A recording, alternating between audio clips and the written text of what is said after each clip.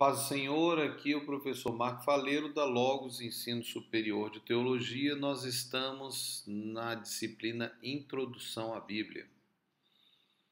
E nós vamos iniciar agora mais uma aula, mas esta é a quarta parte da aula dupla 4 e a primeira parte da aula 8. Então, estamos a iniciar a aula 8. E vamos falar acerca do processo do cânon. Nós vamos falar nessa aula, então, explicando como foi construído aquilo que é chamado de cânon. Professor, cânon, o que é isso? Bom, vamos começar pela origem do termo. Veja, a origem do termo cânon, ou canônico, que vem de cânon, é uma origem semítica. Na língua hebraica, cané.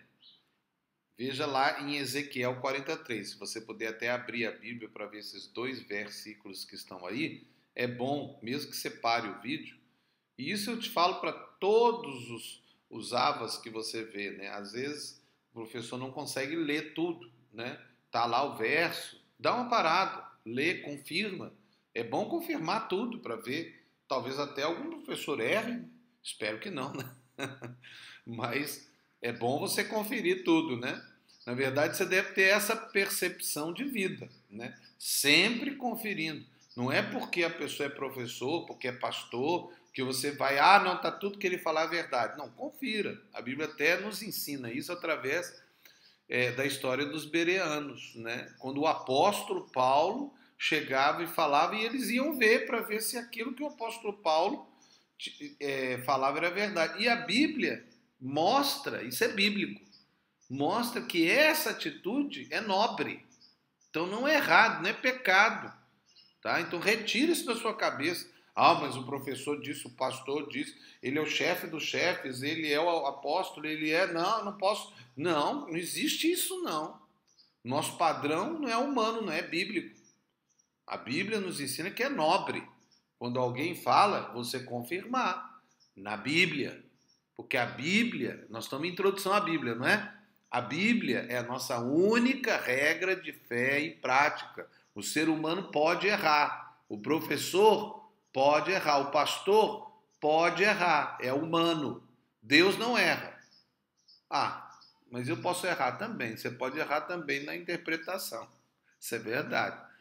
Se tiver uma dúvida, então talvez seja melhor a confiar naquele que é mais sábio, aquele que é seu líder, né? Ele deve ter percebido melhor. Mas vamos voltar aqui, então, à origem do termo do cânon. A origem semítica na língua hebraica, cané, que está em Ezequiel 43, e no grego, cânon, que é Gálatas 6,16. Vocês vejam que os dois são parecidos, os nomes, tanto em hebraico como em grego, né? Cané e cânon. E ele tem sido traduzido para a versão em português como regra ou norma. Então, cânon seria o equivalente à ideia de regra ou de norma. O sentido literal é vara ou instrução de medir. Então, esse é o significado literal da palavra, né? Uma vara que mede, que era muito utilizado naquela época para poder criar um padrão, por exemplo, para construção, uma vara. Podia ser um côvado, né? O côvado é o tamanho da mão até o cotovelo, né? Mas era um padrão. E isso, se era um padrão, era uma regra, né? Então esse é o sentido literal. O sentido figurado é o sentido de regra, ou critérios que comprovam a autenticidade e inspiração dos livros bíblicos, né? Porque, é claro, aqui isso é um termo teológico, utilizado por nós na teologia. Atanásio, no século IV, parece ter sido o primeiro a usar a palavra nesse sentido. São chamados de canônicos, portanto, os livros que foram inspirados por Deus, os quais compõem as escrituras sagradas, que nós chamamos Bíblia, que também é chamado de cânon bíblico. Vocês veem aí escrito assim, entre parênteses, o nome, data, página, isso é a referência que a gente procura dar em alguns casos, é a referência do que está aí nesse slide. A primeira normalização ou canonização dos livros que viriam a compor a Bíblia Sagrada no cristianismo se deu no momento da oficialização dessa religião no período do reinado de Constantino, no século IV. Na verdade, Constantino começou essa oficialização, ela foi mais oficializada um pouco mais à frente, né? Como Igreja Católica Apostólica Romana, né? Eles pegaram uma das associações de igrejas, a mais forte que tinha no Império, que era chamada de Associação Católica, e transformaram ela, né, na base da religião do Império Romano. E aí ficou o nome Igreja Católica Apostólica Romana, né? Mas foi lá no início que essa estrutura estudou os livros, né, já no ano 400, já havia uma discussão muito longa, mas ali é que eles começaram a determinar quais seriam os livros sagrados de fato. E utilizaram o termo cânon para poder definir como os livros sagrados.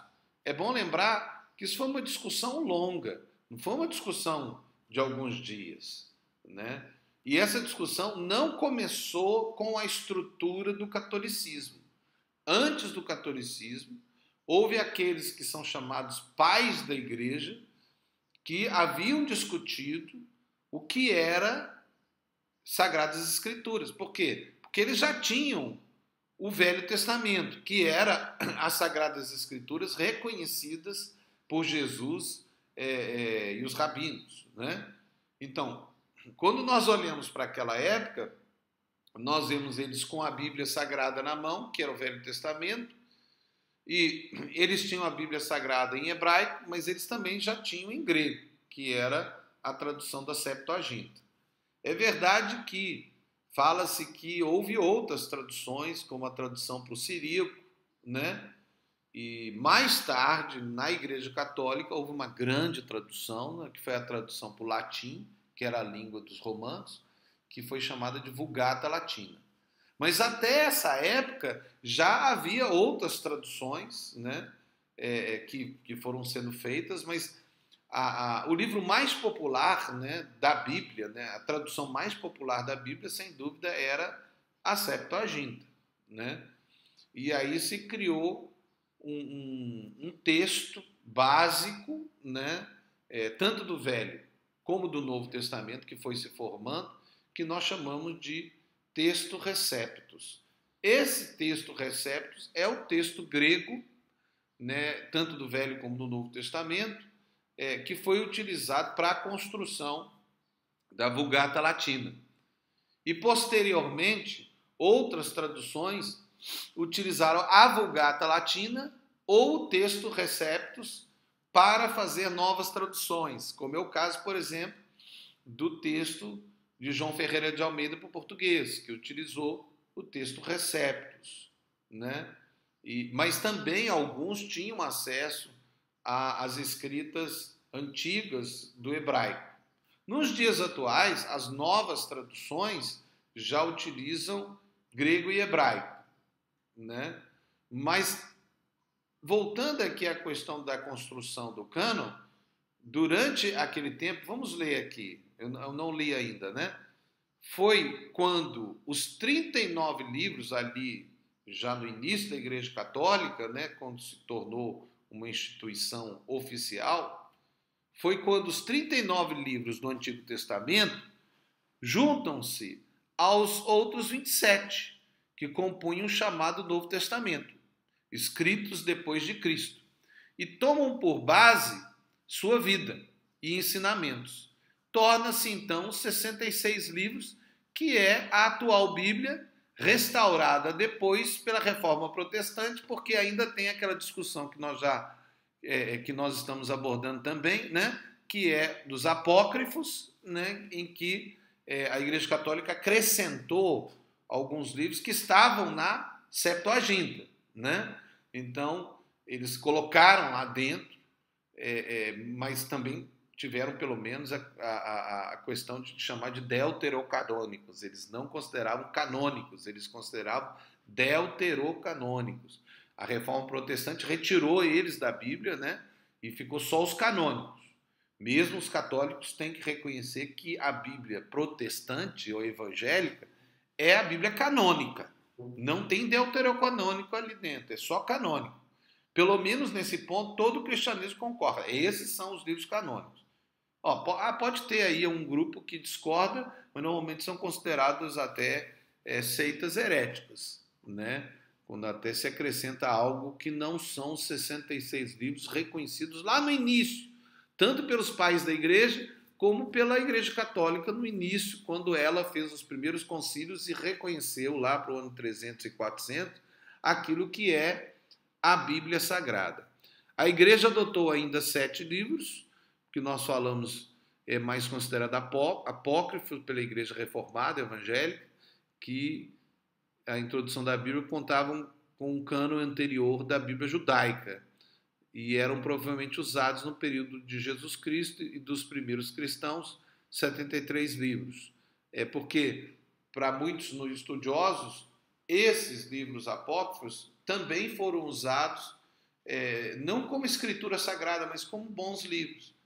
Porque, veja, é claro que nós temos bons livros ainda hoje, livros que falam coisas de verdade, de homens de Deus, mas não significa que são a Bíblia Sagrada. Isso eu já tenho falado e tenho repetido e vou repetir, né, que nada pode se acrescentar à Bíblia. Nem revelação, nem sonho, nem profecia, nada. Anjo nenhum traz nova visão e fala uma nova coisa que não está na Bíblia. Mas então não tem mais profecia, professor? Visão? Não tem mais nada disso? Não, tem. Tem sim. Nós cremos. Nós somos pentecostais, acreditamos na atuação do Espírito Santo nos dias atuais. Mas nós temos que entender que toda a visão, toda a revelação, seja qual for, mesmo que um anjo apareça para um homem de Deus, nunca vai ser contra esses 66 livros reconhecidos como o cânon bíblico, né? Os inspirados pelo Espírito Santo. Então, vamos ter isso firme no coração.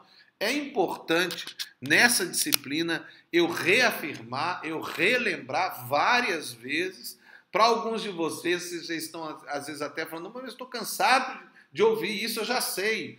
Mas é bom reafirmar, e inclusive você deve reafirmar isso na sua igreja, se você tiver oportunidade, se você é pastor, você deve reafirmar, as pessoas precisam entender essa verdade, de que a Bíblia é a palavra de Deus e a nossa única regra de fé e prática, e que ninguém pode acrescentar nada.